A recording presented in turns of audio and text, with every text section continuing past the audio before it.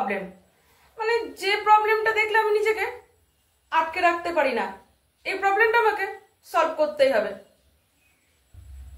আমি খুব চিন্তিত ছাত্র সমাজের জন্য। তো আমাকে অনেক স্টুডেন্টরাই বলে যে ম্যাম, এই যে ধরুন আমরা কোনো কারণে স্কুল যেতে পারলাম না, হয়তো কোনো কাজ পড়ে গেল, হয়তো বা গার্লফ্রেন্ডের সাথে দেখা করতে যেতে হবে, বা ম্যাচ পড়ে গেল, বা সিনেমা দেখতে যাব, তো পরের দিন স্কুল গেলাম, তো টিচার জিজ্ঞাসা করলো যে স্কুল কেন আসোনি? তো তখন কি ঢপ দেব? খুব বড় সমস্যা।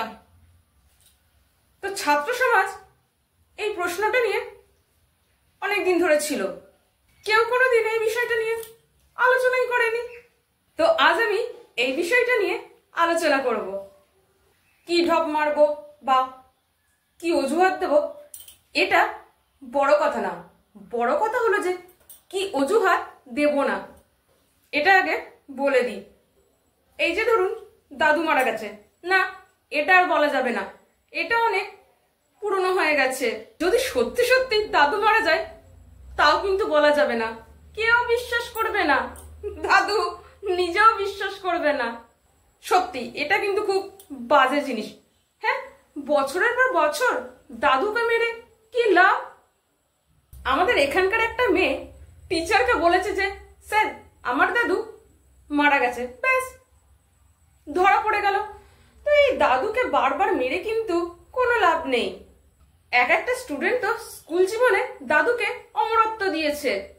টিচাররা এইটা ভেবে অবাক হয় না যে দাদু আবার কিভাবে মরলো? টিচাররা এইটা ভেবে অবাক হয় যে দাদু আবার কি করে বেঁচে উঠলো। আমি বলি যে দাদুদের এত টেনশন দিয়ে কিন্তু লাভ নেই। নাতি নাতনিরা স্কুল না গেলে দাদু দিদারা বেশি টেনশনে পড়ে যায় যে আমার নাতি নাতনিরা স্কুল কেন যায়নি, বেটা শয়তান পরের দিন আমাকে আবার মেরে ফেলবে। একটা ছেলে এতটা শয়তান হয় যে নিজেরাই ভুলে যায় যে দাদুকে মেরেছিল না দিদাকে। তো আমি বলি যে এইগুলো বন্ধ করা হোক। স্কুল যাচ্ছি না তার মানে এটা নয় যে কাউকে মেরে ফেলতে হবে, অনেক উপায় আছে, একটা লজিক্যাল কারণ খুঁজতে হবে। তো এই বিষয়ে আমি কিছু টিপস দিচ্ছি। এইরকম বলতে পারো যে স্যার আমি আসতে পারিনি, আমার সাইকেল মাঝ রাস্তায় খারাপ হয়ে গেছিল, তাই আমি সাইকেলটা দোকানে রেখে এসে বাসে করে বাড়ি চলে এসেছি। এমন ভাবে বলতে হবে যাতে বিশ্বাসযোগ্য হয়। তারপর আমি বাসে করে স্কুল যাচ্ছিলাম, তো রাস্তায় অনেক জ্যাম ছিল, তো স্কুলে গিয়ে দেখি স্কুলের গেট বন্ধ হয়ে গেছে, তো আমি বাড়ি ফিরে আসি।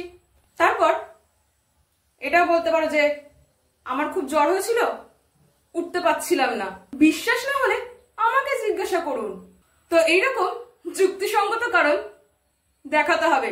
যদি বেঁচে যাও তাহলে ক্রেডিটটা আমার, আর যদি না বাঁচতে পারো দেখো তাহলে কিন্তু আমার কোনো দোষ নেই, আমাকে কিন্তু একদম বলতে এসো না।